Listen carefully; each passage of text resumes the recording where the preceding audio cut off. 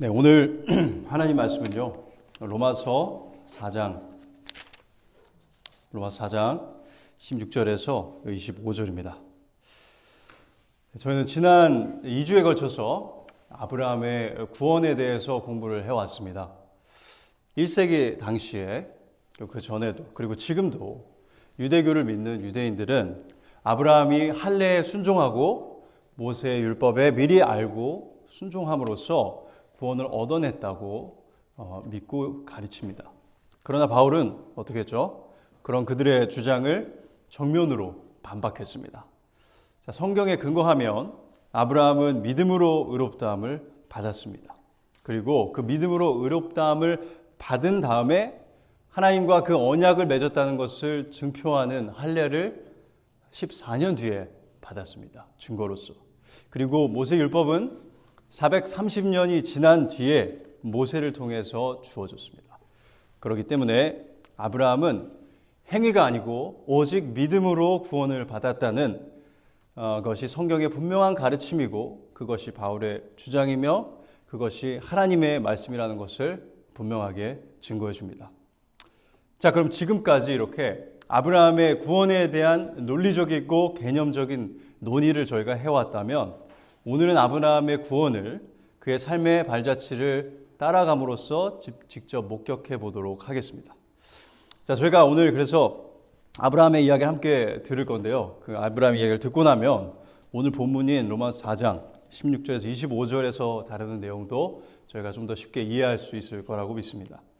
자, 그럼 먼저 로마서 4장 16절, 25절 오늘 본문을 읽고요. 아브라함의 일대기를 한번 저희가 살펴보도록 하겠습니다. 제가 읽도록 하겠습니다. 그러므로 상속자가 되는 그것이 은혜에 속하기 위하여 믿음으로 되나니 이는 그 약속을 그 모든 후손에게 굳게 하려 하심이라. 율법에 속한 자에게 뿐만 아니라 아브라함의 믿음에 속한 자에게도 그러하니 아브라함은 우리 모든 사람의 조상이라. 기록된 바 내가 너를 많은 민족의 조상으로 세웠다 하심과 같으니 그가 믿은 바 하나님은 죽은 자를 살리시며 없는 것을 있는 것으로 부르시는 이시니라. 아브라함이 바랄 수 없는 중에 바라고 믿었으니 이는 내 후손이 이 같으리라 하신 말씀대로 많은 민족의 조상이 되게 하려 하심이라. 그가 백세나 되어 자기 몸이 죽은 것 같고 사라의 태가 죽은 것 같음을 알고도 믿음이 약하여지지 아니하고 믿음이 없어 하나님의 약속을 의심하지 않고 믿음으로 견고하여져서 하나님께 영광을 돌리며 약속하신 그것을 또한 능히 이루실 줄을 확신하였으니 그러므로 그것이 그에게 의로 여겨졌느니라. 그에게 의로 여겨졌다 기록된 것은 아브라함만 위한 것이 아니요 의로 여기심을 받을 우리도 위함이니 곧 예수 우리 주를 죽은 자 가운데서 살리신 이를 믿는 자니라. 예수는 우리가 범죄한 것 때문에 내줌이 되고 또한 우리를 의롭다 하시기 위하여 살아나셨느니라. 자, 오늘 본문은요 아브라함이 모든 믿는 자의 조상이라고 말하고 있습니다. 또 그가 믿는 자들의 조상일 수 있는 이유는 바로 그가 믿음으로 의롭다함을 받았기 때문이라고 말하고 있고요. 그리고 아브라함이 모든 믿는 자의 조상이라는 사실을 그래서 누구든지 구원받는 사람은 믿음으로만 가능하다는 것을 가르치기 위해서 아브라함의 칭의 사건이 성경에 기록되어 있다고 가르치고 있습니다. 자, 그러면 아브라함의 믿음은 어떤 모습이었을까요? 그리고 그의 삶을 통해서 하나님의 신실하심은 어떻게 드러났을까요? 자, 그래서 아브라함의 이야기를 저희가 함께 살펴볼 텐데요. 아브라함의 이야기는 크게 두 가지로 나눠볼 수 있을 것 같아요. 그 흐름을 보면 첫 번째는 우상 숭배자에서 하나님을 믿는 신앙인으로, 두 번째는요 흔들리는 믿음에서 단단한 믿음으로, 이렇게 두 가지로 볼 수 있습니다. 자, 그러면 먼저 우상 숭배자에서 하나님을 믿는 자로 변한 아브라함의 이야기를 살펴보도록 하겠습니다. 자, 아브라함의 원래 이름은 뭐죠? 아브람입니다. 람. 제가 발음할 때는 아브람인지 아브라함인지 좀 헷갈리시겠지만 아브람입니다. 그 아브람이란 이름의 뜻은요 존귀한 아버지 혹은 높은 아버지라는 뜻입니다. 반면에 나중에 받은 아브라함이라는 이름의 뜻은 많은 민족의 아버지라는 이름으로 바뀌게 됩니다. 자, 그럼 아브라함의 고향이 어디였을까요? 아브라함의 고향은 우르라는 곳입니다. 갈대아 우르는요, 고대 바벨론의 성읍 중 한 곳인데 메소포타미아의 유브라데 강변에 위치한 곳으로 알려져 있습니다. 아브라함 당시에 이 지역은 아주 번영하는 그런 도시였습니다. 페르시아만이 있고요. 거기 북서쪽에 위치해 있었기 때문에 이곳에는 일찍부터 학교가 세워졌고 많은 사람들이 유입이 있었고 상업의 중심지로서의 역할을 했고요. 그래서 많은 이런 상선들이 들어왔고 이제 무역을 하는 사람들이 많이 들락날락하는 곳이었습니다. 이런 부유한 지역이 바로 아브라함의 고향이었습니다. 이렇게 부유한 도시였지만 또 다른 것으로 유명했는데 그것은 바로 수많은 우상들이 있었습니다. 사람이 많이 모이는 곳에는 항상 많은 우상들이 있다는 것을 저희가 볼 수 있는데요. 갈대아 우르는 특별히 달의 신을 섬기는 것으로 유명했습니다. 그래서 아브라함은 그의 아버지처럼 이 우상들을 섬기는 사람이었을 가능성이 가장 큽니다. 여호수아 24장 2절은요. 아브라함의 아버지에 대해서 이렇게 말을 하는데요. 제가 읽어드리겠습니다. 여호수아가 모든 백성에게 이르되 이스라엘의 하나님 여호와께서 이같이 말씀하시기를 옛적에 너희의 조상들 곧 아브라함의 아버지 나홀의 아버지 데라가 강 저쪽에 거주하여 다른 신들을 섬겼으나. 그렇죠? 자, 아버지가 다른 신들을 섬겼기 때문에 아브라함도 그 신들을 섬겼을 것이라고 보는 게 가장 가능성이 있다고 그렇게 생각을 합니다. 그러니까 75세가 되기까지 아브라함은 우상 숭배를 하던 우상 숭배자였던 것입니다. 자, 이것이 바로 아브라함의 출발점입니다. 그가 175세에 죽었으니 지금 100세 시대로 치면은 42세까지 우상 숭배자로 산 꼴이 됩니다. 자, 늙은 개에게는 새로운 재주를 가르칠 수 없다라는 속담이 있는데요. 이런 75세의 아브라함에게 놀라운 일이 터집니다. 바로 살아계신 하나님을 그가 만나게 되는 사건이 일어나는데요. 그것이 저희가 이제 살펴볼 하나님의 첫 번째 부르심입니다. 창세기 12장 1절에서 3절은 이 첫 번째 하나님이 처음으로 아브라함을 부르신 사건을 기록하고 있습니다. 자, 읽어드릴게요. 여호와께서 아브라함에게 이르시되 너는 너의 고향과 친척과 아버지의 집을 떠나 내가 내게 보여줄 땅으로 가라. 내가 너로 큰 민족을 이루고 내게 복을 주어 내 이름을 창대하게 하리니 너는 복이 될지라. 너를 축복하는 자에게 내가 복을 내리고 너를 저주하는 자에게는 내가 저주하리니 땅의 모든 족속이 너로 말미암아 복을 얻을 것이라 하신지라. 자, 이 사건은요, 바벨탑 사건 이후에 온 인류가 흩어진 뒤 처음으로 하나님께서 인류의 역사에 다시 들어오신 아주 중대한 사건입니다. 하나님께서 우상 숭배자인 아브라함을 부르신 것입니다. 여러분 기억하시는 것처럼 유대교에서는 아브라함이 어떻게 했다고 이제 믿고 있죠? 자신의 아버지들의 우상을 막 부셔가지고 그렇게 신실한 사람이었기 때문에 하나님께서 아브라함의 그 신실하심을 보시고 그를 택해가지고 그에게 그와의 계약을 맺었다. 그래서 할례를 하고 이렇게 가르치는데 성경에서는 그런 기록이 나와 있지 않습니다. 저희가 읽은 본문은요, 아브라함은 아무 일도 하지 않고 있는 상황에 오히려 우상 숭배를 하던 아브라함을 하나님께서 갑자기 택하셔서 엄청난 약속을 주셨습니다. 그 약속들을 살펴보면요, 그에게 땅을 줄 것을 약속하셨고요, 큰 민족을 이룰 것을, 그러니까 그의 자손을 약속하셨고요, 또 물질적인 복과 위대한 이름을 약속하셨으며 그를 축복하는 자에게 축복이 임할 것, 그를 저주하는 자에게 저주가 임할 것을 약속하셨고 모든 민족에게 축복의 통로 역할을 할 것을 약속하셨습니다. 자, 이 하나님의 첫 번째 부르심에 아브라함은 어떻게 답하나요? 이 75세의 우상 숭배자는요, 자신의 아버지의 집과 모든 우상을 뒤로하고 하나님의 말씀을 따라 길을 떠납니다. 자, 여러분, 고향을 버리고 이렇게 길을 나서는 게 쉬운 일일까요? 쉽지는 않습니다. 그렇죠. 그리고 그렇게 부유한 것들을 다 가지고 다 떠나는 게 쉽지는 않았을 것입니다.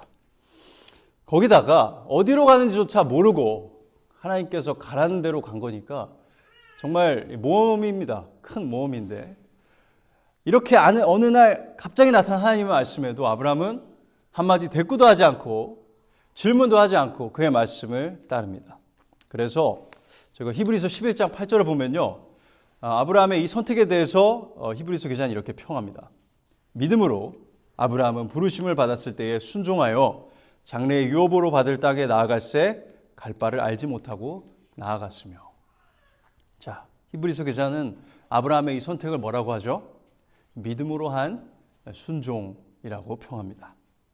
이렇게 아브라함은요, 우상 숭배자에서 하나님의 말씀에 순종하는 그런 신앙인으로 변하게 됩니다. 이 엄청난 변화는 하나님의 부르심을 받은 그 찰나에, 그 순간에 이루어졌습니다. 그게 끝입니다. 그렇게 변화된 겁니다. 자, 그런데 아브라함이 이제 이 믿음이 생겼는데 이 믿음은 얼마나 단단했을까요? 그럼 이제 그의 삶의 두 번째 여정을 그의 흔들리는 믿음에서 단단한 믿음의 소유자로라는 제목으로 따라가 보도록 하겠습니다. 자, 아브라함은 하나님의 부르심에 순종하여서 첫 번째 순종의 발걸음을 뗍니다. 그래서 가나안 땅으로 향하죠. 이때부터 그와 그의 아내와 조카 롯 그리고 그의 가족과 그들의 가축들은 오늘로 따지면은 이제 캠핑 생활을 시작합니다. 자, 그리고 예루살렘에서 이 북쪽으로요, 한 65km, 40마일 정도 떨어져 있는 세겜 땅에 당도하게 됩니다. 여기서 아브라함은 다시 한번 하나님의 음성을 듣게 됩니다. 여호와께서 아브라함에게 나타나 이르실 때 내가 이 땅을 네 자손에게 주리라 하신지라. 창세기 12장 7절입니다. 하나님께서 다시 약속을 언급하시고요. 그 약속을 들은 후에 아브라함은 그곳 제단을 쌓고 하나님을 예배합니다. 자, 그렇게 세겜에 있는데 비도 오지 않고 땅은 말라가는 그런 기근이 온 겁니다. 자, 대가족을 이끌고 있었던 아브라함은 당연히 살 길을 찾아서 나일강이 흐르는 비옥한 땅 애굽으로 향하게 됩니다. 먹고 살 길을 찾아서 대가족의 그 리더가 애굽으로 떠난 것까지는 괜찮았는데 아브라함은 강대국 애굽의 위세에 짓눌렸는지 아내에게 뭔가 당부를 하는데 뭐라고 했는지 들어볼까요? 창세기 12장 11절부터 읽습니다. 그가 애굽에 가까이 이르렀을 때에 그의 아내 사레에게 말하되 내가 알기에 그대는 아리따운 여인이라. 애굽 사람이 그대를 볼 때에 이르기를 이는 그의 아내라 하여 나는 죽이고 그대는 살리리니 원하건대 그대는 나의 누이라 하라. 그러면 내가 그대로 말미암아 안전하고 내 목숨이 그대로 말미암아 보존되리라 하니라. 자, 아브라함의 머릿속으로 들어가서 그의 논리를 좀 추리하면 이렇습니다. 사례는 아름답기 때문에 강력한 남자들이 꼬일 것이다.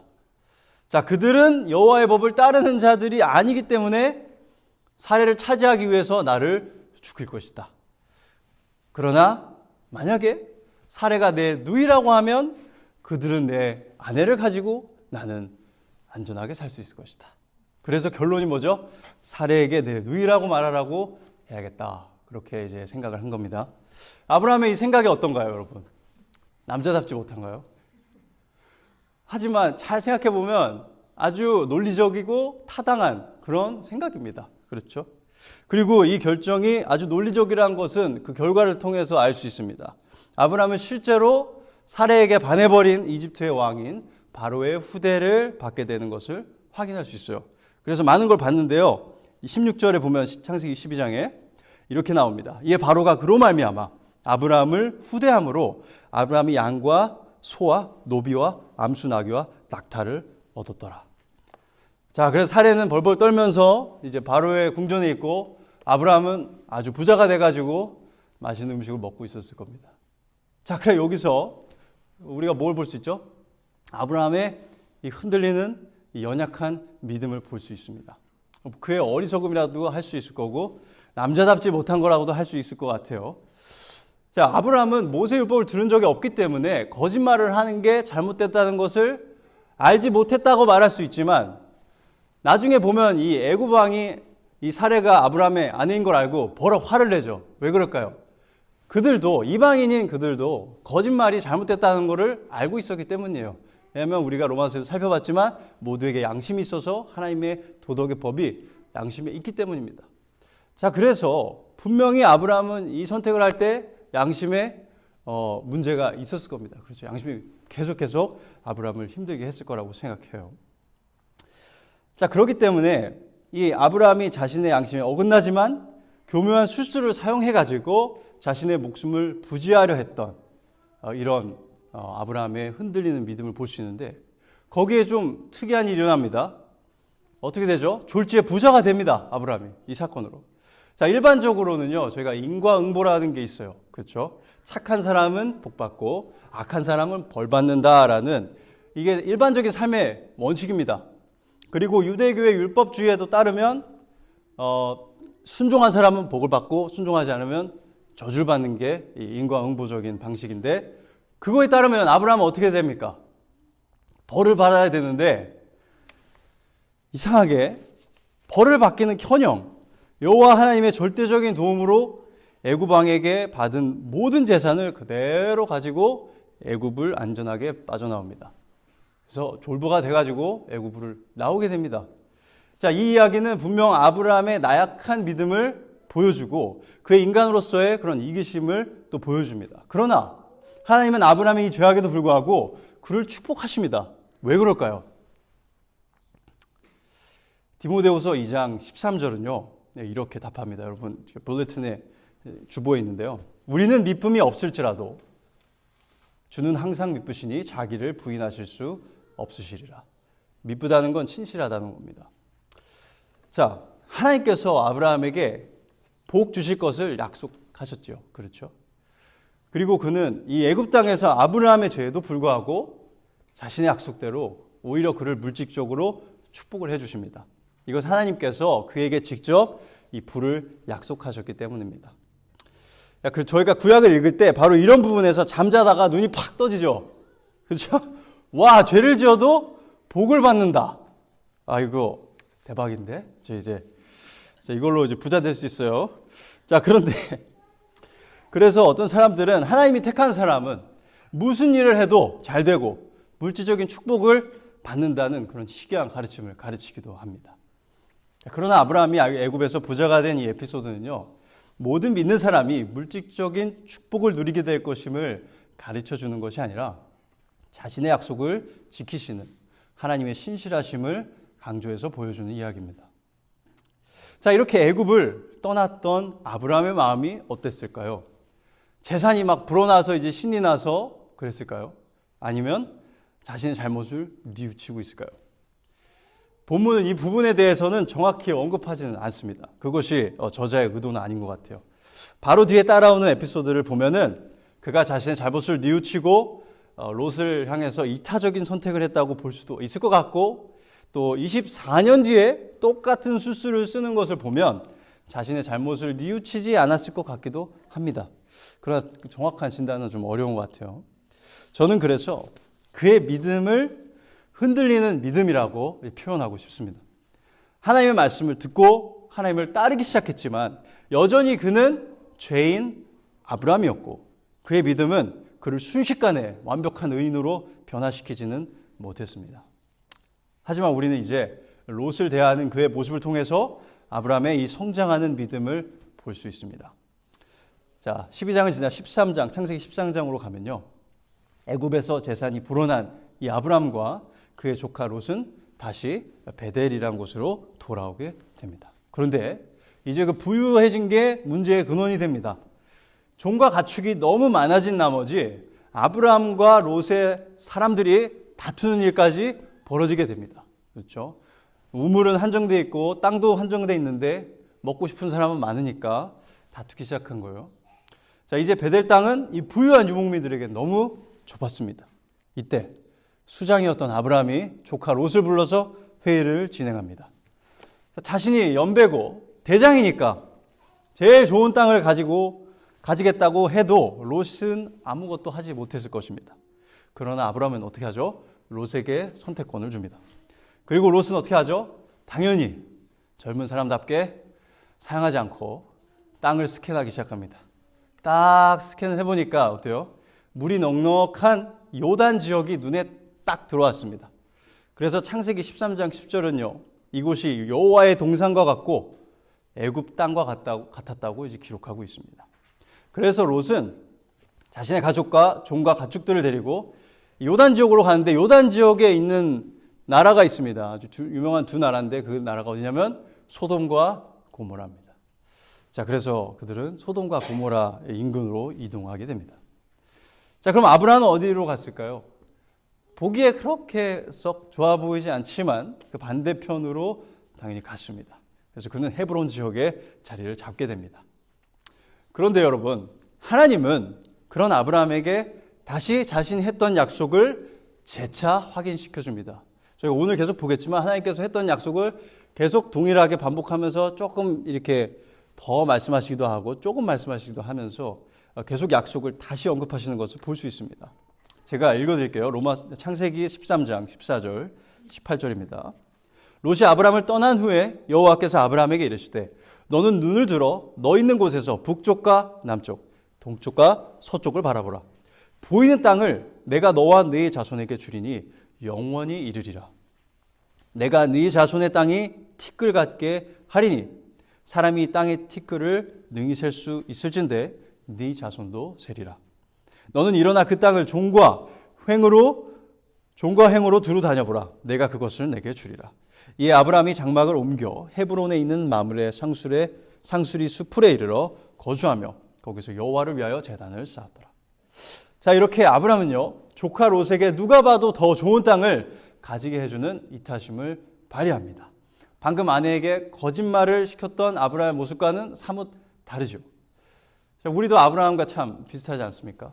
어떨 때는 다른 사람들에게 죄를 짓고 골칫거리가로서 이제 행동을 하다가도 또 다른 날은 다른 사람들에게 축복이 됩니다. 하나님의 말씀에 순종하고 너무나 귀한 그런 역할을 할 때가 있습니다. 매일 그러면 얼마나 좋을까요? 하지만 아브라함을 통해서 믿음의 사람의 모습이 이러하구나라는 걸 좀 볼 수 있고 또 그게 또 격려가 되기도 합니다. 그러던 어느 날이었습니다. 말밟고 소리와 병사의 울부짖음과 칼이 부딪히는 소리가 들립니다. 자, 동쪽에서 4개의 나라의 왕들이 동맹군을 형성을 했습니다. 그들은요, 시날 왕 아므라벨과 엘라살 왕 아리옥, 엘람 왕 그돌라오멜, 고임 왕 디달입니다.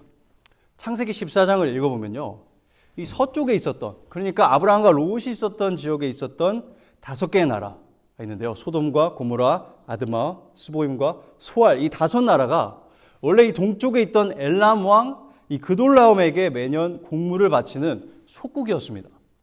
그런데 이 5나라가 동시에 공물을 바치지 않기를 시작한 겁니다. 그러니까 어떻게 해요? 당연히 그렇죠? 강대국으로서 눌러줘야 되니까 엘람 왕 그돌라오멜이 주변국 3나라의 왕과 함께 이 서방의 5나라를 치려고 달려옵니다. 결과는 어떻게 됐을까요? 서방 속국들의 참패입니다.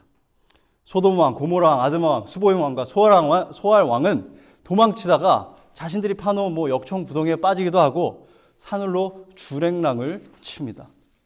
의기양양한 엘람 왕 그돌라오멜과 동맹국 왕들은요, 소돔과 고모라의 모든 재물과 양식을 빼앗는데 여기서 중요한 게 롯을, 그 근처에 누가 살고 있어요? 롯이 살고 있었죠? 롯을 전쟁 노예로 사로잡고요, 그의 소유를 다 빼앗아 버린 겁니다.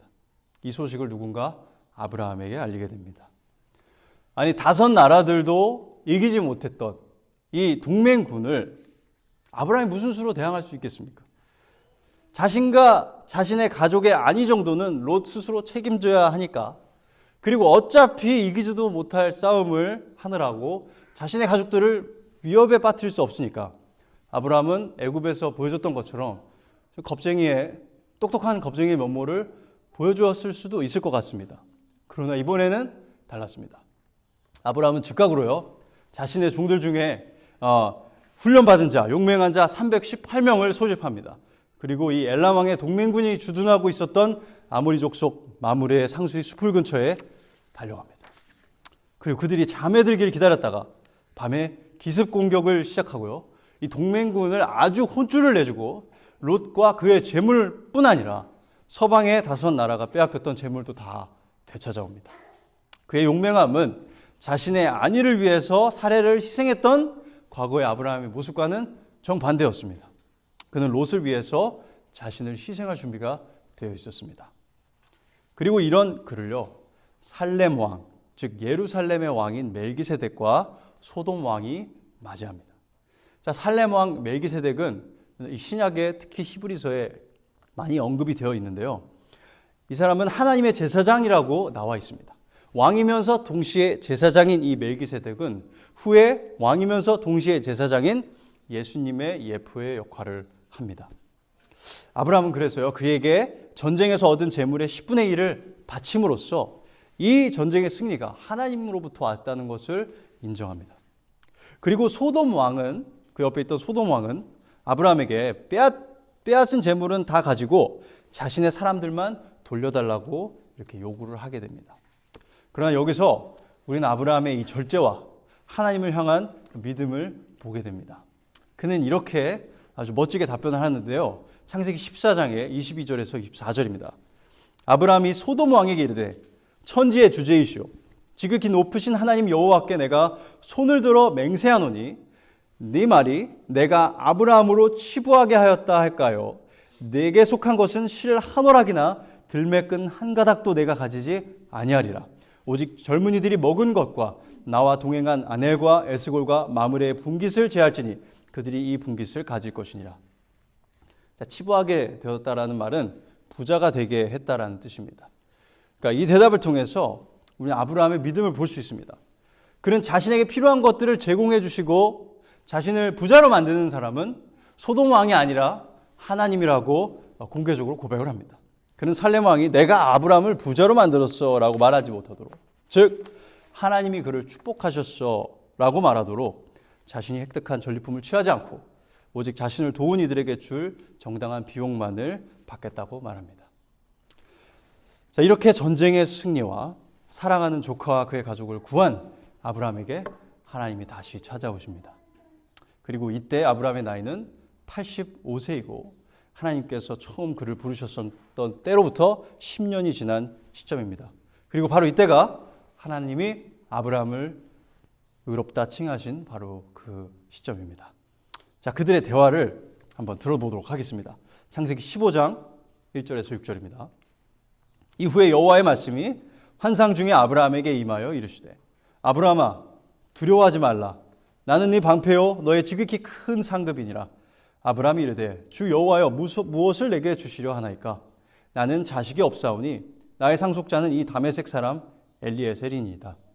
아브라함이 또 이르되 주께서 내게 씨를 주지 아니하셨으니 내 집에서 길린 자가 내 상속자가 될 것이니이다.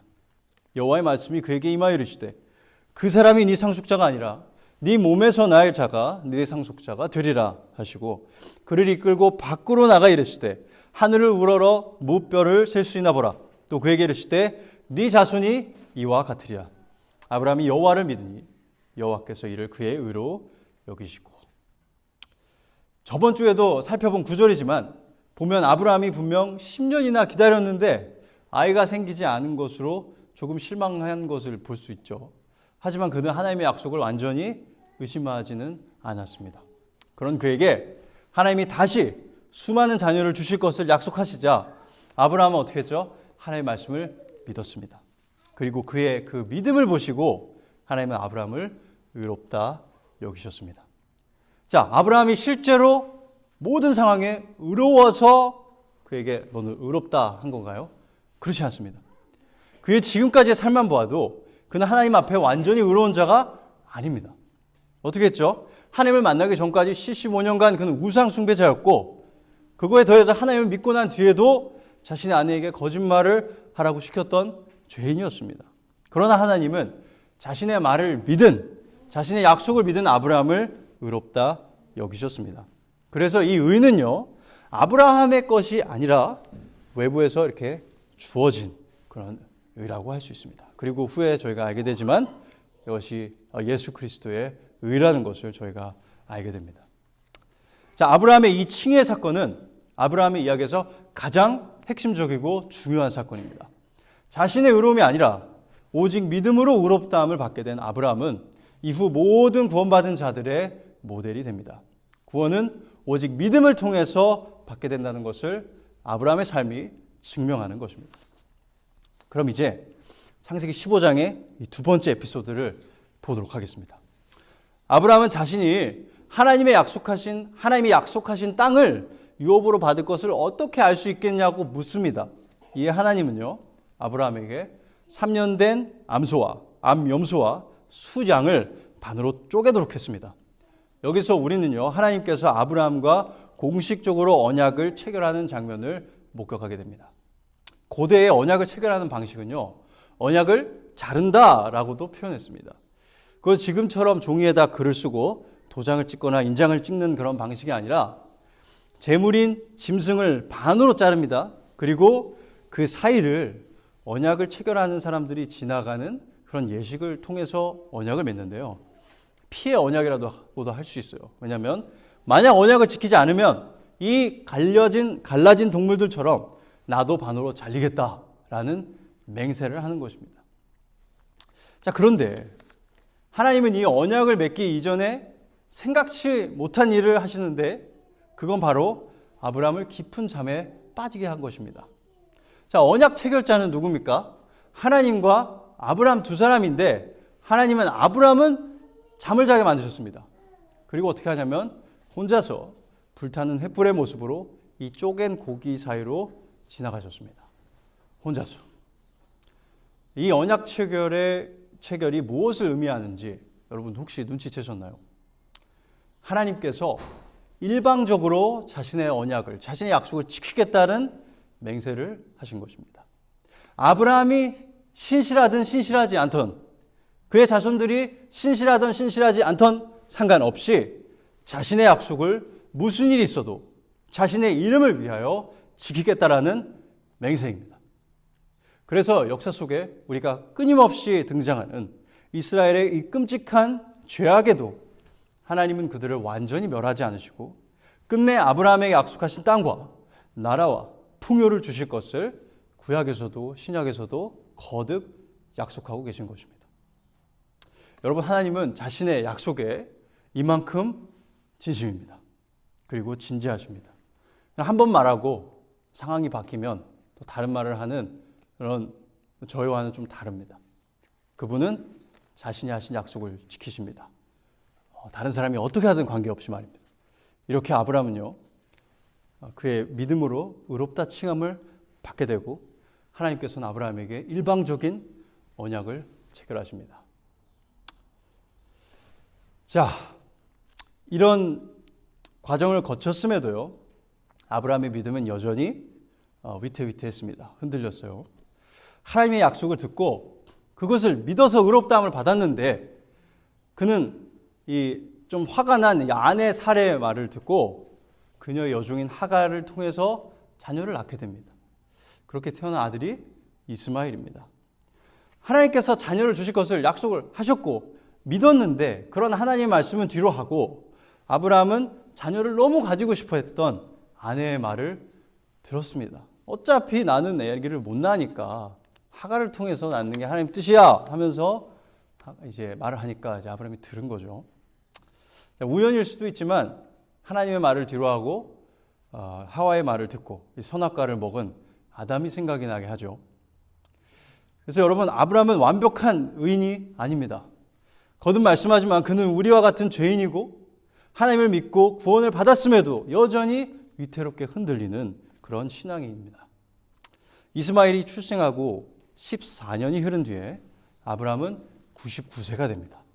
여전히 사레는 아이를 가지지 못했고 그녀의 나이는 이미 89세로 아이를 가질 가능성이 전혀 없는 불임의 상태로 이르게 됩니다. 이런 아브라함에게 하나님은 다시 한번 나타나시고 다시 한번 자녀를 약속하십니다. 하나님의 약속을요, 창세기 17장 1절에서 8절에서 볼 수가 있습니다. 자, 시간상 제가 요거는 좀 건너뛰겠습니다. 24년 전에 처음 들었던 이 하나님의 약속을 아브라함은 99세의 나이에 다시 듣게 됩니다. 그리고 여기에 더해서 하나님은 처음으로 하나님과 아브라함 사이의 언약의 표징인 할례를 명하십니다. 지금까지도요, 하나님의 약속을 좀 생각해 보면 아브라함은 이미 전쟁의 용사로 이름을 날렸습니다. 그러니까 위대한 이름이 되어가고 있었고요. 부도 쌓였죠. 그렇죠? 그런데 그가 가장 믿기 어려웠던 약속은 아무래도 무엇보다 자녀에 대한 약속이었을 것입니다. 여러 민족의 아버지는 고사하고 한 명의 자녀도 없는 상황이었기 때문입니다. 99세의 아브람은 하나님의 거듭된 약속에 이렇게 반응합니다. 창세기 17장 17절 18절을 이렇게 기록하고 있습니다. 아브람이 엎드려 웃으며 마음속으로 이르되 100세 된 사람이 어찌 자식을 낳을까? 사라는 90세니 어찌 출산하려 하고 아브라함이 이에 하나님께 아뢰되 이스마엘이나 하나님 앞에 살기를 원하나이다. 아브라함의 믿음도 24년의 세월 동안 조금씩 흔들렸고 이에 하나님의 이 특정한 이 약속, 자녀에 대한 약속을 의심하는 그런 상황까지 오게 됩니다. 그러나 그에게 하나님은 지지 않고 재차 그의 아들의 이름까지 언급하시면서 자신의 약속을 거듭 강조하십니다. 이렇게 19절은 읽습니다. 하나님이 이르시되 아니라 네 아내 사라가 내게 아들을 낳으리니 너는 그 이름을 이삭이라 하라. 내가 그와 내 언약을 세우리니 그의 후손에게 영원한 언약이 되리라. 이삭이라는 이름의 뜻은요, 웃음이라는 뜻입니다. 그래서 비웃어서 웃음인지 아니면 늙은 나이에 이삭을 봐서 한박 웃음을 지어서 웃음인지는 여러분의 해석의 문제지만 어쨌든 이삭이라는 이름까지 주면서 하나님께서 다시 약속을 하십니다. 아브라함의 의심이 완전한 불신으로 이루어졌다면 어떻게 했을까요? 그만합시다. 이렇게 했을 텐데 하나님의 명령인 하지만 그는요 그렇게 하지 않았고요. 하나님께서 할례를 명령하신 것을 지킵니다. 그래서 의심을 거두고 자신과 이스마엘과 모든 남자에게 할례를 거행합니다. 그래서요 아브라함의 믿음은 꺼질 듯 꺼지지 않았습니다. 의심할 때도 있었지만 하나님을 완전히 불신하고 떠나지 않았습니다. 여러분도 그런 적이 있나요? 어떻게 그럴 수 있죠? 꺼질 것 같은 믿음이 왜 꺼지지 않을까요? 빌립보서 1장 6절은 이렇게 말합니다. 너희 안에서 착한 일을 시작하신 이가 그리스도 예수의 날까지 이루실 줄을 우리는 확신하노라. 우리에게 선물로 주신 이 믿음은요, 우리의 노력을 필요로 하지만 궁극적으로는 우리 안에서 우리의 믿음을 지탱하시고 단단하게 하시는 하나님의 노력을 통해서 지켜지고 세워져 가기 때문입니다. 자, 그 후에요. 창세기 18장에는 하나님의 천사들이 그들을 찾아온 이야기가 나옵니다. 아브라함은 그들을 귀한 손님으로 대접하는데 이때 천사들이 내년 이맘때쯤에 사라가 아들을 낳을 것이라고 다시 말을 합니다. 이때는 누가 웃죠? 장막문 뒤에 있었던 사라가 이제 웃습니다. 사라가 속으로 웃고 18장 12절에 이렇게 말하죠. 이르되 내가 노쇠하였고 내 주인도 늙었으니 내게 무슨 즐거움이 있으리요. 아브라함처럼 사라도 흔들리는 믿음을 가지고 있었다는 것을 볼 수 있습니다. 자, 그러나 히브리서 11장 11절을 보면 사라도 하나님을 믿었던 믿음의 조상이라는 것을 확인할 수 있습니다. 히브리서 11장 11절은 이렇게 말하고 있습니다. 믿음으로 사라 자신도 나이가 많아 단산하였으나 잉태할 수 있는 힘을 얻었으니 이는 약속하신 일을 미쁘신 줄 알았습니다. 이후에 두 천사는 죄악의 도시였던 소돔과 고모라를 멸망시키고 롯과 그의 가족을 구출시킵니다. 그리고 창세기 20장으로 가면요, 우리는 다시 안타까운 장면을 목격하게 됩니다. 25년 전 자신의 목숨을 부지하기 위해서 사라에게 너는 내 누이라고 말하라 라고 반쪽짜리 진실, 이 거짓을 말하게 한 아브라함은요, 네게부에 있는 그랄에 가서도 똑같은 죄를 범하고 맙니다. 자, 여러분 생각해보면요, 사라는 이 당시에 90살이었습니다. 근데 여전히 그렇게 아름다웠나 봅니다. 그래서 그녀를 본 그랄 왕 아비멜렉은 단번에 그녀를 왕궁으로 데려갑니다. 제가 들었는데 그 에버너 차오 목사님께서 이걸 보시고 하시는 말씀이 이거는 기적이다. 하나님께서 기적적으로 사라의 미모를 유지시키셨다라고 말씀하셨습니다. 네, 재미있는 생각인 것 같아요. 자, 그만큼 아름다웠던 사라를 아비멜렉이 데려갑니다. 아브라함이요, 하나님의 약속을 굳건히 믿었다면 사라를 통해서 자녀를 주실 것을 약속하셨으니까 그것도 다음 해에 그랄 왕이 자신이나 그녀를 해치지 못하게 하실 거란 것을 확신했지 않았을까요? 그러나 여기서 우리는 다시 아브라함의 믿음이 눈앞에 나타난 위협 앞에서 흔들리는 것을 보게 됩니다. 아무래도 아브라함이 이 부분에서 좀 약했나 봅니다. 우리도 다 좀 약한 부분이 다들 조금씩 다른데 아브라함은 좀 이런 부분에서 좀 두려움이 좀 많았었던 것 같습니다.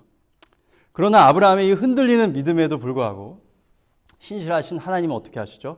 아브라함과 사라를 살려줄 뿐 아니라 오히려 그랄 왕 멜기세덱으로 하여금 아브라함의 재산을 다시 늘려주십니다. 자, 다시 말씀드리지만 하나님께서 아브라함에게 물질적인 축복을 주신 것은요, 그에게 하신 약속을 이루시는 그의 신실함을 보여주는 것이지 우리 모두에게 물질적인 축복을 약속하는 할렐루야! 그런 말씀이 아닙니다. 자, 그리고 이제 그토록 기다리던 그 날이 왔습니다. 바로 아브라함과 사라의 아들인 이삭의 탄생입니다. 아브라함 100세, 사라 90세에 하나님은 기적처럼 그 죽은 것 같은 몸을 통해서 약속의 자녀를 주십니다. 처음 자녀를 약속받은 지 25년 만에 그는 하나님의 약속의 자녀를 받게 된 것입니다. 그가 얼마나 기뻐했을지 누가 이해할 수 있겠습니까? 자, 그러나 기쁨도 잠시, 이삭이 태어난 뒤에 사라와 그녀의 여종 하갈과 그녀의 아들 이스마엘의 관계는 극으로 치닫게 됩니다. 이 하나님은요, 아브라함에게 사라의 원대로 하갈과 이스마엘을 쫓아내도 된다고 허락을 하십니다. 그래서 그렇게 내쫓겨 죽게 된 이스마엘을 하나님은 구하셔서 큰 민족을 이루도록 하십니다. 자, 이삭을 놀리는 하갈, 그리고 그녀의 아들 이스마엘도 없겠다. 사라는 행복하게 이삭을 키웠습니다. 아브라함은요, 얼마나 이제 강대해졌는지 그 그랄의 왕 아비멜렉이 그를 찾아와 가지고는 그랄의 왕 아비멜렉이 자신의 자녀들에게 우호하게 대해달라는 부탁을 할 정도로 아브라함은 부강해졌습니다. 그렇게 모든 게 부드럽게 흘러갔고요. 15년이 흘러서 어느새 그의 귀중한 아들 이삭이 15살이 되었습니다. 자, 이렇게 해서 아브라함의 이제 흔들리는 믿음이 이제 그의 단단한 믿음으로 변하는 과정을 저희가 볼 텐데요. 하나님은 아브라함이 자신을 믿는지 시험하시기 위해서 그 아들 이삭을 제물로 바치라는 명을 내리십니다. 이 아브라함은요, 놀랍게도 아무 대꾸도 하지 않습니다. 대신에 그는 아침 일찍 일어나서 나귀 안장을 지우고 두 종과 이삭을 데리고 번제에 쓸 장작을 챙겨서 떠납니다. 그리고 번제를 드릴 산에 당도한 그는 거침없이 그의 아들을 묶고 칼을 꺼내서 그의 아들을 찌르려고 하는데 아브라함아, 아브라함아, 그 아이에게 네 손을 대지 말라. 그에게 아무 일도 하지 말라. 네가 내 아들, 네 독자까지도 내게 아끼지 아니하였노니 내가 이제야 네가 하나님을 경외하는 줄을 아노라 라고 창세기 22장 11절에서 12절은 기록하고 있습니다. 하나님의 명령을 쫓아 길을 떠난 지 40년이 지난 지금 아브라함은 이삭이 죽더라도 여전히 하나님께서 약속하신 것을 이루실 신실하신 하나님이라는 것을 믿었습니다. 히브리서 11장 17절 19절은 그의 믿음을 이렇게 평합니다. 아브라함은 시험을 받을 때에 믿음으로 이삭을 드렸으니 그는 약속들을 받은 자로 돼 그 외아들을 드렸느니라. 그에게 이미 말씀하시기를 네 자손이라 칭할 자는 이삭으로 말미암음이라 하셨으니 그가 하나님이 능히 이삭을 죽은 자 가운데서 다시 살리실 줄로 생각한지라. 비유컨대 그를 죽은 자 가운데서 도로 받은 것이니라. 아브라함은요, 이제 어떤 일이 있더라도 아무리 불가능해 보일지라도 하나님은 자신의 약속을 지키시는 분임을 확신했고 그를 믿는 믿음에서 흔들리지 않았습니다. 드디어 단단한 믿음을 소유하게 된 것입니다. 그렇다고 해서 완벽해졌다라는 얘기는 아닙니다. 여전히 흔들리는 게 있겠지만 성경은 그의 단단한 믿음을 우리에게 보여줍니다. 그런 아브라함에게 하나님은 다시 한번 자신의 약속을 언급하시는데요. 창세기 22장 16절 18절에 나옵니다. 이르시되 여호와께서 이르시기를 내가 나를 가리켜 맹세하노니 네가 이같이 행하여 네 아들 네 독자도 아끼지 아니하였은즉 내가 너에게 큰 복을 주고 너의 씨가 크게 번성하여 하늘의 별과 같고 바닷가의 모래와 같게 하리니 내 씨가 그 대적의 성문을 차지하리라. 또 내 씨로 말미암아 천하 만민이 복을 받으리니 이는 네가 나의 말을 준행하였음이니라 하셨다 하니라. 그리고 이 마지막 천하 만민이 네 씨로 말미암아 복을 받는다는 이 말씀은 예수 그리스도의 복음을 통해서 우리에게 이루어졌습니다. 즉 우리가 예수 그리스도를 통해서, 아브라함의 후손인 예수 그리스도를 통해서 구원이라는 축복을 받게 되고 또 하나님의 미래 유업을 상속받는 상속자가 된 것입니다. 자, 그리고요, 아브라함은 이제 좀 빨리 돌리면요, 137세가 되어서 아내 사라를 먼저 장사를 지내고 140세에 이삭의 아내를 보게 되고 자신도 재혼을 한 뒤에 175세에 생을 마감하게 됩니다. 자, 그러면 이제 로마서 4장으로 다시 돌아와서 설교를 마무리하도록 하겠습니다. 4장 시간상 제가 23절에서 25절만 읽도록 하겠습니다. 그에게 의로 여겨졌다 기록된 것은 아브라함만 위한 것이 아니요 의로 여기심을 받을 우리도 위함이니 곧 예수 우리 주를 죽은 자 가운데서 살리신 이를 믿는 자니라. 예수는 우리가 범죄한 것 때문에 내줌이 되고 또한 우리를 의롭다 하시기 위하여 살아나셨느니라. 아브라함의 칭의와 그의 믿음의 여정이 기록된 이유는요, 아브라함이 구원을 받았다는 것을 증명하기 위함만이 아닙니다. 그는 모든 믿는 자의 믿음의 조상이며 믿음의 모델입니다. 아브라함은 자신의 신실함으로 하나님의 겹겹이 쌓인 시험을 통과해서 완벽한 의로운 사람이 돼서 하나님의 인정을 받은 것이 아니라 하나님의 약속을 믿고 의롭다 칭함을 받은 구원의 모델입니다. 동시에 우리가 오늘 살펴봤던 그의 믿음의 여정은 흔들리는 연약한 믿음에서 단단한 믿음으로 변화하는 과정을 보여주고, 그리고 아브라함의 숱한 실패에도 그를 버리지 않고 인도하시며 자신의 약속을 일방적으로 이행하신 하나님의 신실하심을 보여줍니다. 그래서 그는 모든 믿는 자의 믿음의 조상이며 모델입니다. 우리 중 누구도 완벽하게 의로운 사람은 없습니다. 그리고 우리 중 누구도 처음부터 흔들리지 않는 굳건한 믿음을 소유한 사람은 없습니다. 그러나 우리 모두에게 동일하게 있는 것이 뭡니까? 바로 자신의 약속을 일방적으로 지키시는 신실하신 하나님이 계십니다. 자, 그래서요, 아브라함의 칭의를 보면요, 아무것도 하지 않았던 아브라함을 택하셔서 부르셔서 인도하신 하나님의 은혜를 보게 되고요, 아브라함의 믿음의 그 여정을 통해서는요, 여러 번 실패하고 하나님을 실망시킨 아브라함을 끝까지 인도하시는 하나님의 신실하심을 볼 수 있습니다. 그래서 하나님의 은혜와 하나님의 신실하심을 우리가 아브라함을 통해서 볼 수 있고, 우리도 언제나 하나님의 은혜가 필요하고 하나님의 신실하심이 필요하지 않습니까?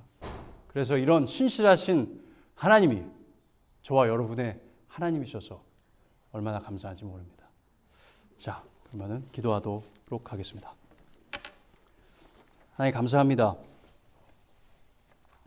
저희는 양 같아서 갔기 제 갈 길로 갔거든 하나님께서 하나님의 아들에게 저희의 죄를 지으시고 저희의 죄에 대한 심판을 받게 하심으로 저희를 의롭다 칭하셨습니다. 하나님의 그 은혜에 정말 감사합니다. 또한 그 믿음으로 의롭다함을 받고도 저희는 여전히 의롭지 않고 여전히 죄인인데, 그런 저희를 조금씩 변화시켜 주시고 더 하나님을 믿고 순종하는 사람들로 바꿔주시는, 그렇게 인내심을 가지고 인도해 주신 하나님의 신실하심에 참 감사합니다. 하나님, 저희는 언제나 부족하지만 언제나 신실하신 하나님을 바라보고 그 신실하신 하나님을 붙들고 저희들 살아가는 저희들 다 될 수 있도록 도와주시고, 그리하여서 시간이 가고 세월이 흐를수록 더욱더 단단한 믿음을 소유한 자로서 하나님 영광을 위해서 이 땅 가운데에서 저희들의 역할을 감당하며 살아가는 신실한 사람들이 될 수 있도록 도와주시옵소서.